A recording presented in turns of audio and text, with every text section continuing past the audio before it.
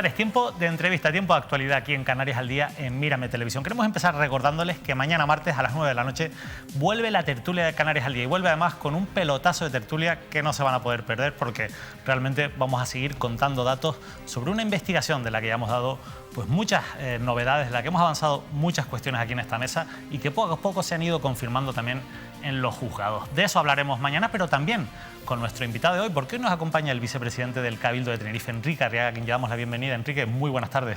Muy buenas tardes. Hablaremos de ese llamado por nosotros pelotazo de Geneto, pero hablaremos también de otros asuntos de actualidad. La primera, si no me equivoco, ha estado usted en Fitur. Sí, evidentemente. ¿Qué tal? Pues muy bien, la verdad que el ambiente que se respiraba yo creo que era de optimismo, sobre todo la parte, no la parte institucional del stand, sino la parte de negocios, que yo creo que era donde se palpaba realmente el que había mucho movimiento con las cadenas hoteleras, con los turoperadores, se veía mucho movimiento y yo creo que este año 2022 va a ser el año de la recuperación. ¿Usted cree que este tipo de ferias son necesarias todavía? Hay mucha gente que dice, bueno, ya con las nuevas tecnologías, ¿para qué sirven este tipo de ferias como Fitur? Bueno, pues era una de las cosas que se comentaba con diferentes operadores. Por ejemplo, de Inglaterra y de Alemania no venían porque tenían sus restricciones de COVID. La feria, de hecho, la ITV no se va a celebrar. Pero independientemente de que se puedan hacer muchas cosas por videoconferencia y con todos los medios tecnológicos que tenemos hoy en día, el contacto todavía es necesario, porque hay muchas cosas que no se hablan directamente en una reunión, sino luego en los corrillos externos y siempre se hacen muchos acuerdos y confianzas también entre los diferentes operadores y al final yo creo que eso es necesario. Se pueden combinar las dos cosas, ha llegado la tecnología para quedarse, pero el roce físico todavía se hace necesario. Le quiero preguntar por una cuestión que me llamaba la atención porque lo veía en redes y bueno, vamos a ver primero un titular que quiero compartir, es este, que vamos a ver por qué... vamos a ver este titular primero. Una semana después de su vuelo inaugural, Latitude Hub paraliza la operativa. Esta es una noticia del mes de julio. Esto tiene que ver, esta es Canarias Airways, la compañía que ha lanzado la patronal hotelera en colaboración. Hay una aportación, o hubo una aportación presupuestaria del Cabildo de Tenerife, hubo una rueda de prensa en su momento. Usted no estuvo, recuerdo, en aquella rueda de prensa, Enrique Arriaga, pero la verdad es que yo todavía tengo muchas dudas. No me termino de aclarar cuál es la situación actual de esta aerolínea, en qué estado se encuentra. La verdad es que he visto que ha tenido algún vuelo más a lo largo del otoño, de los comienzos del invierno. Ahora mismo he intentado comprar un vuelo y no puedo. Y como allí había un stand y usted estuvo allí, seguramente puede decirnos en qué situación se encuentra esta compañía ahora mismo. Bueno, es una compañía actualmente 100% privada en la que el Cabildo no participa. Ya no participa. No, es que no ha participado nunca. Llegó a presupuestar 700.000 euros. Se presupuestó en el presupuesto 2021 700.000 euros para formar parte del capital social de la empresa, pero el proceso por el que el Cabildo puede llegar a formar parte del accionariado de una empresa privada no es sencillo. Se está trabajando en él, todavía no se ha formalizado y de hecho a día de hoy el Cabildo no tiene ningún tipo de participación en esta aerolínea. Por tanto, los 700.000 euros que se presupuestaron no se han gastado en esta aerolínea. No, no se han gastado, no se han ejecutado y han pasado, pues me imagino que o a una transferencia de crédito a otros usos o a formar parte de los remanentes de tesorería que se incorporarán ahora en el mes de abril. ¿Para 2022 se ha presupuestado algo en no, este sentido? Que yo tenga conocimiento, todavía no hay nada presupuestado, no sé si se incorporarán con los remanentes, pero no me suena de haber visto nada del presupuesto. Igual me equivoco, porque no controlo exactamente los presupuestos de turismo. En cualquier caso, sí, yo sé que no es su responsabilidad, pero en cualquier caso se habló de esa compañía allí que se dijo que iba a mantener, que iba a seguir intentando instaurarse en el mercado canario. Bueno, estaba allí intentando, como todo el resto de operadores, turoperadores, compañías y hoteleros, intentando seguir pues, trabajando el mercado, intentando conseguir contratos, etcétera, etcétera, pero la verdad que no le puedo decir nada del resultado de sus trabajos. De lo que sí, que seguro me puede decir cosas es de otra noticia que veíamos hoy, en este caso la portada de Diario de Aviso. Esta es muy llamativa porque es un asunto, una vieja demanda, una vieja queja que tenemos en la isla de Tenerife. Tenerife al borde del colapso de tráfico. Tiene tantos coches como habitantes. Un reportaje que viene a reproducir una serie de datos que se han conocido también en los últimos días y habla de que los más de 840.000 vehículos censados no cabrían en la isla si salieran a la carretera al mismo tiempo, el mismo día. La verdad es que son datos que llaman mucho la atención, pero sí que es cierto que hay una realidad y es que Tenerife sigue sufriendo las congestiones en sus carreteras en muchos tramos. Vamos a ver otro titular, Enrique, creo que es importante, porque también lo veíamos, se publicaba también hace algunos meses, pero es importante. La suma de 4 obras eliminará los atascos en la TF5 a la altura de La Laguna. Esta noticia que publicaba en este caso el periódico El Día, a raíz de un foro, de un debate que se produjo en el periódico de Prensa Ibérica. Enrique, vamos a empezar por el final. ¿Usted cree que con estas obras se va a solucionar el problema que se muestra en la noticia que hemos conocido hoy en Diario de Aviso? Sí, no solamente el problema de TF5, sino el problema de la movilidad de toda la isla. Hay muchas personas que se preguntan si hay solución al tráfico de Tenerife. La solución existe. y existe y está planificada desde el año 2005 en diferentes planes sectoriales. Lo que pasa es que en los últimos 15, 20 años no se ha hecho absolutamente nada.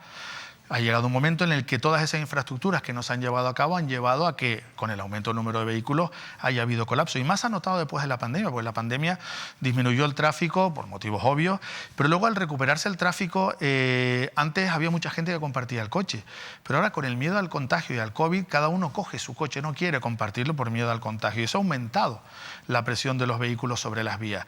Y las soluciones están, sí, están todas. Y además, no solamente están, sino que están en marcha. Todas absolutamente están en marcha. ¿Cuáles son esas soluciones en concreto? Pues es como un puzzle, es por toda la isla, no solamente es las soluciones en el Padrancheta, ni en la zona de Chafiras Oroteanda, ni en la zona de la TF5, también tiene que ver con el anillo insular. El anillo insular, el cierre del anillo insular por el norte va a hacer que los flujos de vehículos cambien. Cuando esté terminado el túnel de Santiago del Teide a Erjos, ya sale más corto ir desde Tacoronte al sur por el norte que por la área metropolitana. Pero seguirá faltando un tramo para poder cerrar del todo el anillo. Faltan 2 tramos todavía, uno que ya está en exposición pública, por eso digo que ya está en marcha, que es el tramo entre Icó de los Vinos y San Juan de la Rambla. Y faltaría llegar hasta Los Relejos. Y luego el tramo de San Juan de la Rambla a Los Relejos, que es el 2011, no se quiere tocar porque... Se parece más complicado, ¿no? No, no es tan complicado. Lo que pasa es que accedía o atravesaba algunos espacios naturales protegidos, como el Barranco de Ruiz, Tigaiga, etcétera. Y nosotros desde el mes de junio ya tuvimos una reunión en el Cabildo en el que reunimos al Gobierno de Canarias, al alcalde de Los Relejos y al alcalde de San Juan de la Rambla, y el Gobierno de Canarias se comprometió en elaborar un estudio de alternativas que prácticamente todas ellas ya no pasan por la situación de ampliar la vía actual, porque es muy estrecha y está en una zona bastante comprometida desde el punto de vista de la Red Natura 2000 y medioambientalmente. Pasa por túneles. Directamente a través de túneles podemos llegar prácticamente de San Juan de la Rambla a Los Realejos sin afectar a ningún espacio natural. Ese estudio por parte del Gobierno de Canarias se entregará durante el mes de febrero, esperemos, y a partir de ahí, con ese estudio de alternativas, se tomará una decisión y se empezará con la redacción del proyecto. Igual que ya está en exposición pública el tramo San Juan de la Rambla y Icó de los Vinos, se pondrá en marcha este tramo ya, porque es que no podemos perder ni un minuto. Eso conjuntamente con las obras de la TF5, el tercer carril, que ya está en redacción el proyecto, las obras que tienen que ver con el núcleo del Padrancheta, que son 4, la circunvalación, la rotonda del Padrancheta, el tercer carril entre Guamasa y Los Rodeos y el soterramiento de la carretera La Esperanza. 2 de ellas ya están en marcha y lo habrán visto los usuarios de las vías, que ya está bastante avanzado lo que es el túnel de la carretera La Esperanza hacia un lado.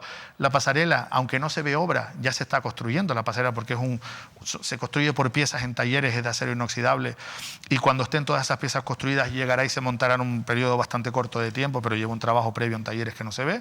Y luego en este año saldrá el tercer carril entre Guamasa y Los Rodeos, quitando el antiguo puente del acceso a Los Rodeos, que es bastante complicado, ampliando la vía, y luego evidentemente la circunvalación de la laguna, que ya está bastante avanzado, y en breve el Gobierno de Canarias lo pondrá a exposición pública. Eso significa que una vez haya pasado el periodo de exposición pública, se empezará con la licitación de la obra. Es decir, vuelvo a repetir, están todas las obras ya puestas en marcha. Hemos visto recientemente, hemos puesto en marcha, antes de terminar la obra, pero por interés general, la rotonda de Oroteanda. Eso ha hecho que el tráfico de la rotonda de las Chafiras, esos atascos que se formaban constantemente, el 40% del tráfico pasa a la rotonda de Oroteanda. Eso significa que ahora ya las 2 rotondas fluyen, ya no hay esos atascos que se formaban en las Chafiras. Seguimos sumando obras, el tercer carril de la TF1, otra serie de rotondas, etcétera, al final, etcétera. O sea, ¿usted está convencido que con todas estas obras se va a solucionar el problema del colapso del tráfico? Todas estas obras son necesarias. ¿Por qué? Porque son obras que tenían que haberse hecho hace mucho tiempo, pero no solamente de infraestructura vamos a solucionar el problema del tráfico. Acabamos de decirlo, 850.000 coches. No podemos seguir creciendo en carriles en las autopistas ni creando más carreteras. Pero o sea, lo que ocurre, perdón Enrique que le interrumpa, es que al final hay estudios y hay teorías como la ley del hierro de la congestión que lo que vienen a decir es más carreteras genera un aumento de la demanda. Es decir, va a provocar que haya más vehículos. Si el problema que tenemos es que tenemos muchos vehículos, ¿no habría que haber empezado por tener medidas que fomenten el no uso del vehículo, que dejemos el vehículo en casa antes de construir las carreteras? Estamos trabajando en esas 2 líneas, es lo que iba a comentar ahora. Las carreteras no pueden seguir creciendo exponencialmente, ¿por qué no? ¿Qué pasa? Que tenemos un déficit de carreteras de hace 20 años. Hay que poner esas carreteras al día. Pero no tenemos que seguir construyendo ni ampliando más carriles. Es decir, si tenemos 3 carriles en la autopista del sur, no podemos pasar a 4, a 5 y a 6, porque esa no es la solución. Tenemos que conseguir que cualquier usuario deje su coche y pase a transporte público. Y por eso es la forma de fomentar el transporte público. Y no es que el transporte público, como he oído en muchos titulares, no funcione, al contrario. El transporte público en el 2019 tuvo récord de pasajeros. En el 2022 vamos a tener récord. El último tramo del 21 estábamos en récord de pasajeros también en el transporte público. Estamos adquiriendo más guaguas, estamos contratando más conductores. Y tenemos que conseguir que el transporte público sea la alternativa real para que no siga aumentando el número de coches en nuestras carreteras. Pero eso no solamente pasa por tener guaguas y tener conductores. Pasa porque el transporte público sea rápido. Y si el transporte público no es rápido, no va a ser atractivo a quien está usando un coche, porque siempre va a ir mucho más cómodo en su coche que no en una guagua compartiendo con gente. Y por eso, en paralelo, se están trabajando los carriles bus-vao.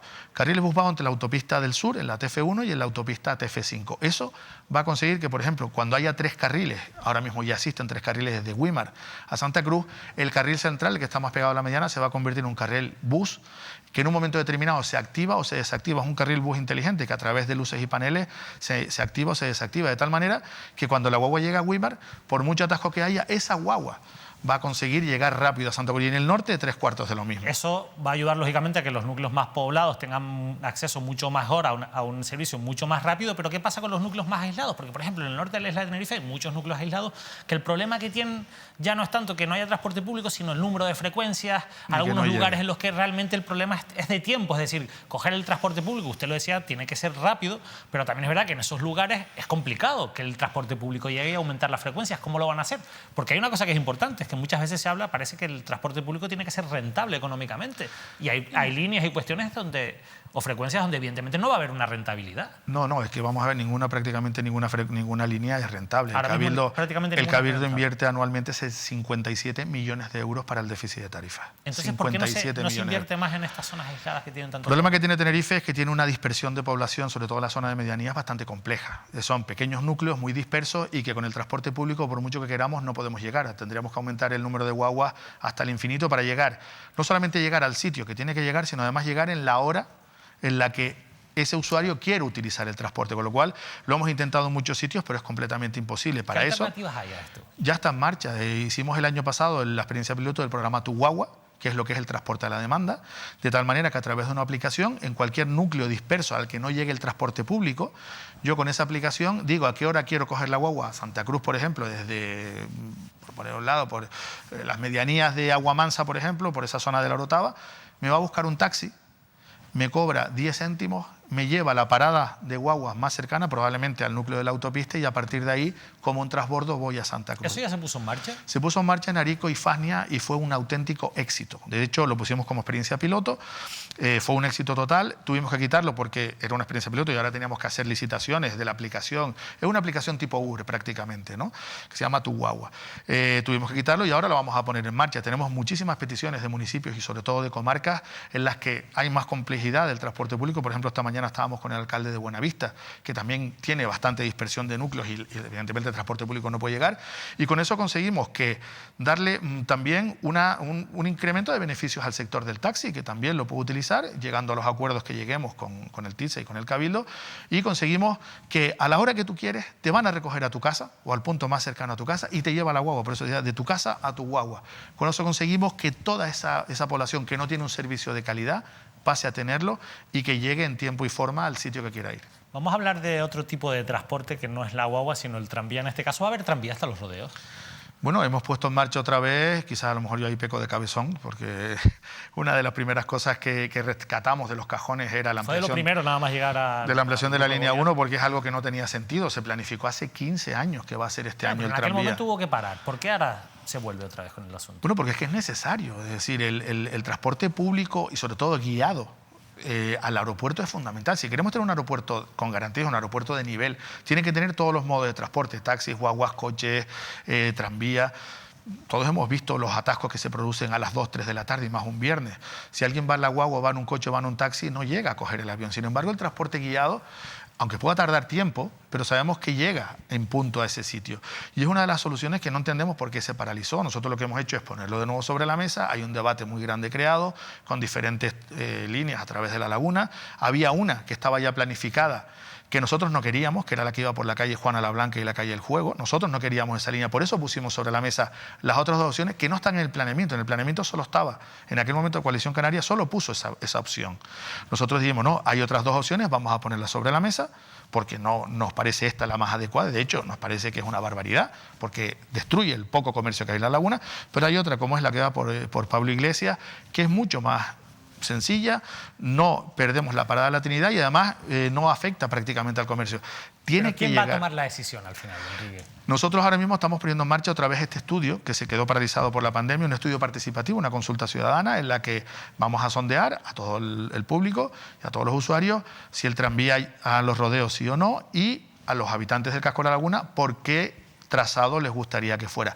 Con el resultado de ese estudio, que no es vinculante, yo lo he dicho 1000 veces, pero sí es muy importante a la hora de tomar una decisión, el Ayuntamiento de La Laguna, el Cabildo de Tenerife y el Ayuntamiento de Santa Cruz tomarán la decisión. Evidentemente, el Ayuntamiento de La Laguna tiene más peso, sobre todo a la hora de el discurrir por su municipio y por su casco. ¿Pero va a ser consensuada entonces esa decisión? Evidentemente tiene que ser consensuada. Es una herramienta muy importante para tomar la decisión. Ahora, si en esa herramienta participa un 2% de la población, a lo mejor ya la representatividad no lo es tanto, pero evidentemente se va a tener en cuenta. O sea, usted se va a tener en cuenta, pero puede llegar a ese punto de decir que la gente, o incluso que hay una participación importante y que la gente diga que no quiere el tranvía. Hombre, si hay una participación importante y la gente dice que no, evidentemente probablemente la decisión que se tome sea que no.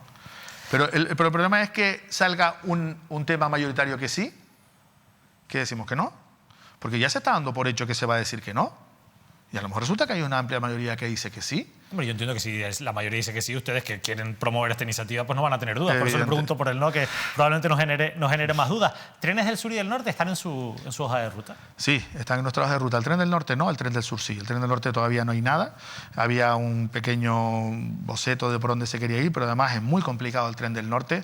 La presión de la población en los entornos, en el entorno de la autopista TF5 hace muy complicado que ese tren se lleve a cabo. Habría que hacer muchísimas expropiaciones, muchos túneles. Luego la parte de llegar de Santa Cruz a La Laguna salvando 600 metros de altura, un tren no es como el tranvía que puede coger pendiente, sino sería un coste muy grande para llegar a la cota del aeropuerto. Ese no lo estamos contemplando. Sin embargo, el tren del sur sí, el tren del sur tiene prácticamente todos los proyectos. Lo que nos hace falta es la financiación. Nosotros hoy precisamente hemos presentado una moción en el Cabildo de Tenerife para incluir el tren de Tenerife, el tren del sur de Tenerife y el tren de Gran Canaria. También vamos a presentar una moción desde Ciudadanos en el Cabildo de Gran Canaria, precisamente para incluir estos dos trenes en la red estratégica ferroviaria española. ¿Esto qué significa? Que podríamos acceder a los fondos del Ministerio de Fomento para la red de ferrocarriles y también a los fondos europeos.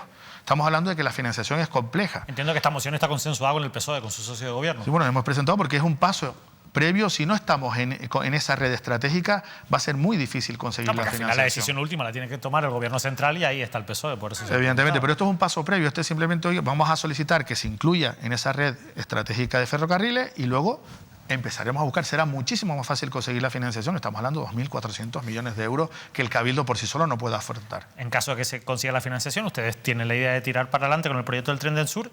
¿Se está teniendo en cuenta esa posibilidad en estas obras que usted ha dicho que se están haciendo en las carreteras del sur, sobre todo en la autopista, en la TF1? Lo digo porque aquí estamos también muy acostumbrados a que se hagan obras para levantar obras que se han hecho pues, hace poco tiempo, ¿no? Pues sí se está teniendo en cuenta. De hecho, lo comentábamos antes fuera de antena, acabamos de adquirir los terrenos de la estación del tren de Los Cristianos, porque independientemente de que salga o no salga el tren, en esa estación, en todo lo que son los intercambiadores del tren del sur, realmente es un intercambiador multimodal en el que hay aparcamientos para dejar el vehículo particular, hay una estación de guaguas, estación de taxi y estación de tren.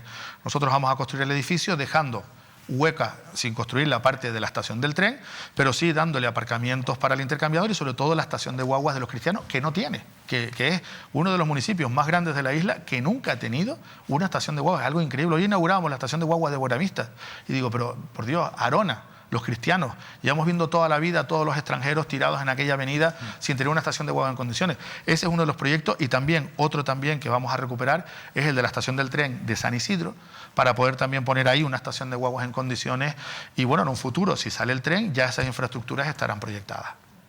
¿Cuánto han costado esos terrenos? En este caso son en los terrenos de Los Cristianos unos 6 millones de euros aproximadamente. ¿Y cómo se ha procedido a la compra? ¿Cómo se ha llegado a ese precio? Lo digo porque es importante para lo que vamos a hablar después. Sí, también. bueno, son terrenos que están bloqueados dentro del plan del Tren del Sur, son terrenos que son expropiables y que ahora mismo todos sus titulares en todo lo que es todo el trazado del tren no pueden disponer de esos terrenos, están bloqueados para expropiarlos por parte del Cabildo, y en este caso lo que hemos hecho es hacer efectiva esa expropiación de estos terrenos. Los técnicos del Cabildo han hecho una valoración de cuánto cuestan esos terrenos en el sitio en el que están, la propiedad ha puesto otro precio diferente. ¿Quién es la propiedad? Bueno, propiedad son empresarios del sur, voy a decir nombre, porque yo creo que por esto por la protección de datos no se deberían dar. Ellos han puesto otro precio y en este intervalo en que nosotros decimos una cantidad y la propiedad prácticamente pide el doble, pues nos vamos al Tribunal de Valoraciones del Gobierno de Canarias. La propiedad pidió el doble, pero yo entiendo que están intentando tasarlo a precio de expropiación, porque si son terrenos expropiables. Nosotros lo tasamos a precio de explotación, pero la propiedad lo lógico es que también lo tasa como el lucro que puede generar unos terrenos en una zona, no nos olvidemos que una zona muy importante de los cristianos, en la que está el plan parcial del Mojón, y que Sí, ahí bueno, podrían construir... Es un justo precio realmente. Bueno, ante la duda de todo esto, quien tiene que marcar lo que cuestan realmente los terrenos es el Tribunal de Valoraciones del Gobierno de Canarias.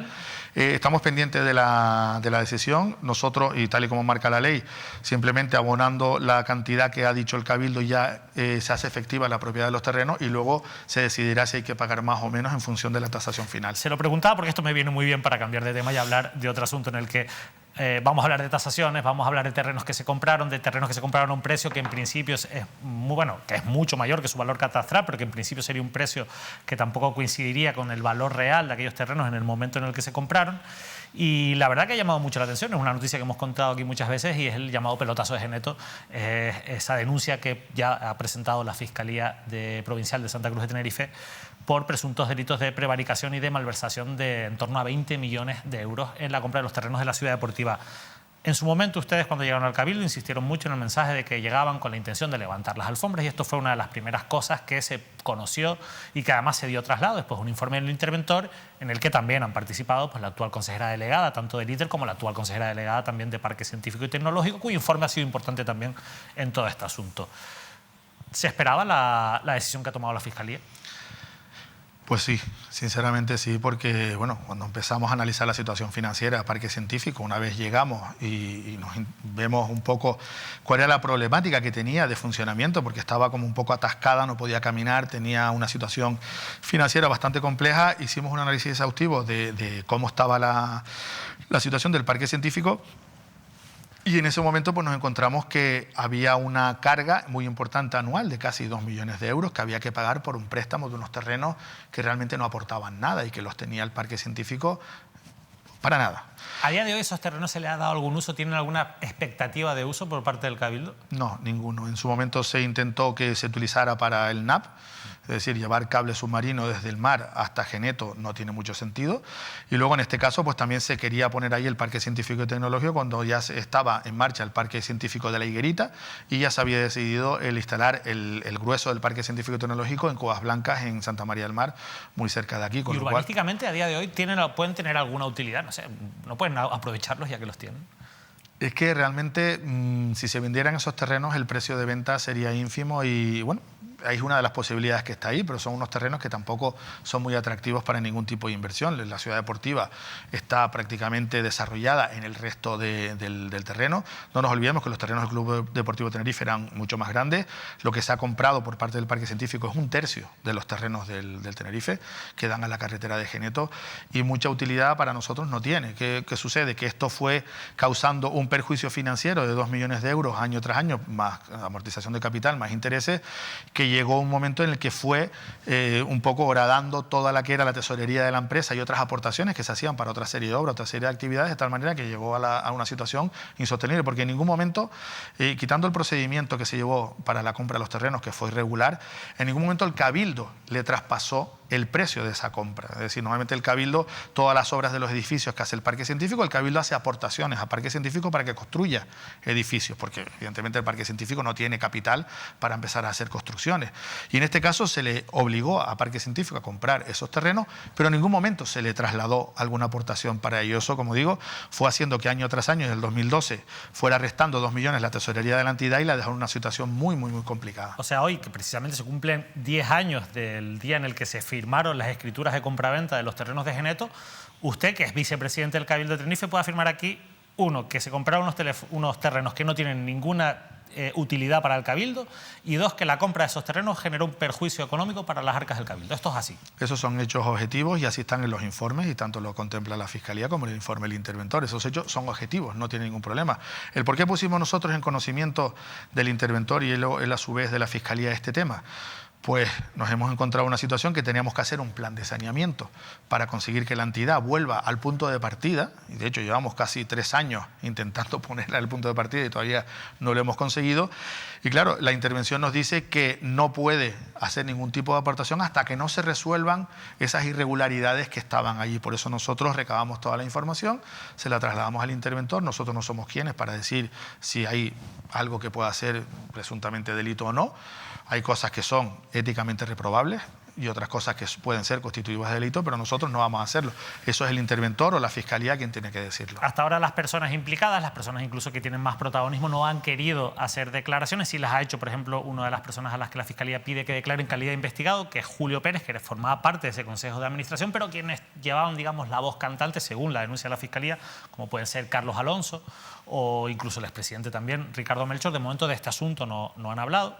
Pero lo que sí que se transmite un poco en diferentes entornos, que se puede un poco percibir en algunos titulares, en algunos artículos, en algunas opiniones que se escuchan, es que toda esta operación se hizo para salvar al Club Deportivo Tenerife. Que al final todo esto ha permitido que hoy tengamos un equipo que está aspirando por volver a la primera división.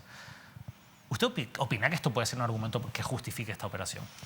No sé si es el argumento o no, pero si realmente lo que se quería hacer era salvar al Tenerife. Pero usted lo ha escuchado seguramente. Sí, lo he escuchado. Hay otras muchas formas de poder salvar al Tenerife con otro tipo de aportaciones y no haciendo una operación financiera irregular para poder dar un dinero al Tenerife. O sea, no tiene mucho sentido. Yo digo, hay muchísimos otros caminos para poder ayudar al Tenerife y no este en concreto, que además es bastante, como ha dicho la Fiscalía, bastante rebuscado desde el punto de vista financiero y societario y sobre todo desde el punto de vista de las tasaciones. La tasación de unos terrenos por el 550%, con lo que acabamos de hablar hace un momento. Es decir, si hay duda de una tasación entre particulares se puede hacer sin ningún problema. Si yo pido 50 millones de euros por mi casa y alguien la compra, bueno, pues tonto, porque mi casa no los vale, ¿no? Pero si entra una administración pública promedio, aunque sea una empresa SA, pero que es del sector público, tiene que seguir unos procedimientos. Y como acabamos de hablar ahora con estos terrenos en el sur, hay una valoración por parte de los técnicos y si hay dudas con esa valoración, te vas al Tribunal de Valoraciones del Gobierno de Canarias y te dice exactamente lo que vale y lo que una administración pública puede pagar. Una administración pública no puede pagar lo que pida el mercado sin ninguna justificación previa. Los procedimientos en la administración pública están muy tasados, muy reglados y el problema es que aquí no se siguieron. Aquí estamos hablando de presuntos delitos de prevaricación, de malversación, pero usted decía antes, hay otras formas de financiar al Club Deportivo Tenerife. Al final hay vías o herramientas que entran dentro de la legalidad, que incluso pueden ser más o menos cuestionables, pero que entran en principio dentro de la legalidad para financiar al Club Deportivo Tenerife. Y se lo pregunto porque sí que es verdad que con este cambio de gobierno seguimos viendo cómo se siguen realizando algunos pagos al Club Deportivo Tenerife. Por ejemplo, el pago de las obras de la ciudad deportiva o contratos de sponsorización que se firman con la entidad, con el Club Deportivo Tenerife. ¿Usted cree que en estos casos, insisto, a través de herramientas en principio legales, están justificados esos pagos al Club Deportivo Tenerife? Bueno, en el caso de la Ciudad Deportiva es un convenio firmado hace años con el Club Deportivo Tenerife por el cual el Cabildo financia la construcción de la Ciudad Deportiva. Tienen que asumirlo sí o sí. Bueno, en este caso no podemos incumplirlo, pero sí es verdad que hemos detectado muchísimos convenios, no este en concreto, pero otros muchos en los que el Cabildo ponía un dinero sin ningún tipo de contraprestación. Incluso, voy a poner un ejemplo muy fácil, investigaciones. El Cabildo ponía dinero para hacer una serie de investigaciones y luego la propiedad intelectual se la quedaba al tercero. Cosa que no tiene sentido. Si el Cabildo financia una investigación, lo lógico es que participe en un porcentaje determinado en la propiedad intelectual. Había otras actuaciones como... Bueno, eso es así incluso en el sector privado. Pero claro, es que es como tiene que ser. Es decir, con el dinero público tiene que tener también un retorno. No se trata que la administración pública se enriquezca, pero evidentemente si participa tiene que tener un retorno, ¿no? Como se hace en la publicidad, que bien comentaba, un club deportivo profesional tiene un patrocinio que tiene un retorno, un informe de ROI, que nos dice, oye, pues el retorno que da el poner la marca Tenerife a nivel península, a nivel internacional, como puede ser con el Lenovo Tenerife o con cualquier otro club, pues tiene un retorno que realmente hace que la imagen de Tenerife se vea y que al final todo eso repercute en turismo y en otra serie de cosas. Mecanismos había muchos, por ejemplo, una ampliación de capital por parte del Cabildo de Tenerife, en el que el Cabildo pone un dinero, amplían capital y ese dinero sirve para poder compensar pérdidas. Hay subvenciones, hay otro tipo de acuerdos Pero lo que no tiene mucho sentido es el comprar por 5 veces su valor unos terrenos que recuerdo que los originales, la totalidad de los terrenos de la ciudad deportiva costaron 1.400.000 euros y se vende 1/3 por 20. Eso es algo que no tiene sentido. Hablaba usted de esas otras vías, de esos contratos de sponsorización. He leído alguna crítica al último firmado, al último que hemos conocido, que es con el Egatesa, con el Tenerife Sur y Granadilla, con la primera división del fútbol femenino, pero al final se viene a cuestionar que no exista ese retorno del que usted hablaba. Tiene que haber una contraprestación, tiene que haber un retorno. ¿Usted cree que vale el Egatesa Tenerife ese convenio que se ha firmado de 1 millón y pico de euros anual? Claro que lo vale y de hecho si miramos los informes de retorno del Club Deportivo Tenerife y del Egatesa, el retorno del Egatesa es la mitad del Club Deportivo Tenerife. Está en primera división, tiene mucha visibilidad, puede participar en la Copa del Rey, en competiciones europeas. O sea que todo esto lo tienen ustedes documentado, no es una cantidad que se haya... Efectivamente, todo lo que son los patrocinios se basan en los estudios de retorno. Por ejemplo, pongo un ejemplo, la competición de la Supercopa de Endesa o la Copa del Rey o cualquier actividad. Se pide un dinero, se mira el estudio de retorno, si realmente el retorno que tiene es ese, y con eso después se hace la sponsorización. Hubo con temas de cultura, que es una de las cosas que también nos encontramos a la llegada al área de la cultura, es que a través de IDECO se daban muchos patrocinios culturales. Patrocinios culturales que se daban una cantidad 5 veces superiores, por ejemplo, en algunos casos, al retorno que tenía ese patrocinio. Y hay un informe de la intervención diciendo que realmente eso no eran patrocinios, eran subvenciones encubiertas. Claro, es que ahí es donde está el límite legal, digamos, ¿no? Entonces tú nunca puedes dar una cantidad por un patrocinio que pueda estar por encima del estudio de retorno. En este caso, los estudios prácticamente coinciden, están un poco por debajo evidentemente tiene que estar de la hora del 40-50% de lo que realmente retorna ese club. Y decía usted que está en torno más o menos a la mitad, o sea, lo que aporta o lo que retorna el Egatesa es la mitad de lo que retorna el Club Deportivo Tenerife. Efectivamente, y ahora mismo los patrocinios están justo en esa cuantía. Y están en esa cuantía, es decir, la mitad, o sea, el Tenerife se lo va a dar el doble, entiendo que es lo que va a recibir el Egatesa. Una última cuestión, para dejarlo de geneto, ¿se van a personar en el Cabildo de Tenerife ahora que ha denunciado la Fiscalía y que se van a abrir diligencias? Bueno, tendrá que personarse porque hay un perjuicio además, sobre todo porque la denuncia se origina con un informe de la intervención del Cabildo. No es un particular el que denuncia. Si el informe parte del Cabildo, lo lógico es que el Cabildo se persone. No lo sé ahora mismo cómo está este caso, esperemos a ver cómo evoluciona, pero yo creo que lo lógico sería que los servicios jurídicos del Cabildo se personaran como acusación. O sea, que entiendo que todavía no es una decisión que han tomado, pero la opinión del vicepresidente de usted, Enrique Arriaga, es que hay que personarse en este caso. Hombre, si la denuncia parte del Cabildo, lo lógico es que el Cabildo se persone. Vamos a ver estamos ya casi en tiempo, Enrique, pero hay 2 asuntos que quiero tratar con ustedes sí o sí, porque lógicamente aquí en esta casa, como ustedes saben, preguntamos por todo, sobre todo nos gusta preguntar por las cosas que van publicando también los compañeros que hacen un trabajo periodístico importante. Nosotros queremos hablar de esta portada. Antes veíamos la portada del Diario de Aviso, vamos a ver una portada, en este caso del periódico El Día. Indicios delictivos en la gestión del Cabildo en el Febles Campos.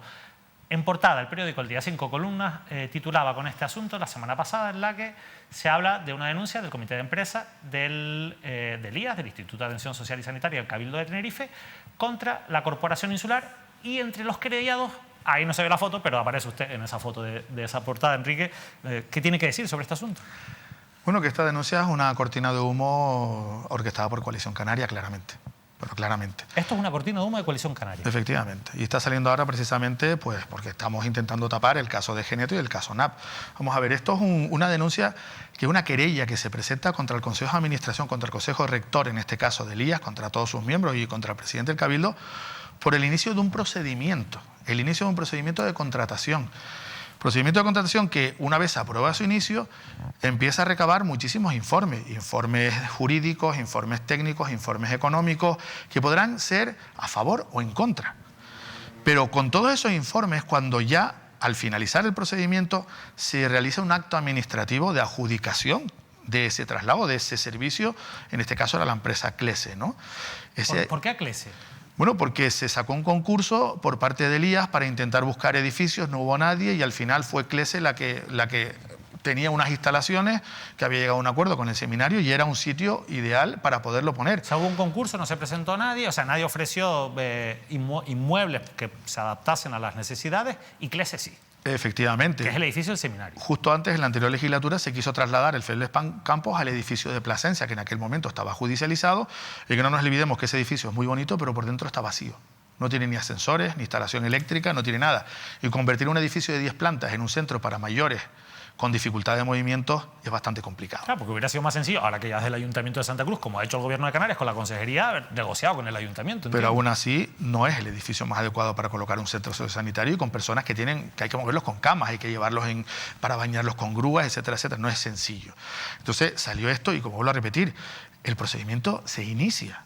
Todavía no hay nada en firme. Entonces, bueno, pues vemos denuncias como esta, que sí estamos investigados, querellados, cuando absolutamente no hay nada. Hay unas diligencias previas, que la jueza está recabando información, pero vuelvo a repetir, esto es una cortina de humo perfectamente clara y bueno, pues por una de las personas interpuesta que obedece ciertos intereses. ¿Usted cree que en este caso el presidente del comité de empresa obedece a intereses políticos? Evidentemente, porque el comité de empresa en su momento tenía muchísimo interés. De hecho, Coalición Canaria acaba de presentar en las enmiendas a los presupuestos otra vez la adquisición del edificio de Plasencia, en este caso al Ayuntamiento de Santa Cruz, para volver a ubicar ahí el Febles Campo.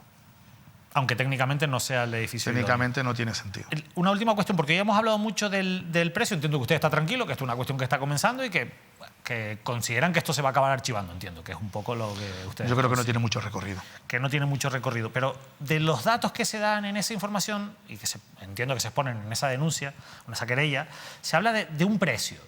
Usted dice que el expediente está empezando ahora y es verdad, o sea, se inicia ahora la tramitación del expediente. ¿Ese precio está cerrado? Es decir, ¿se le van a pagar esos 980.000 euros a CLESE por un arrendamiento por el que ellos pagan 290.000 euros al obispado?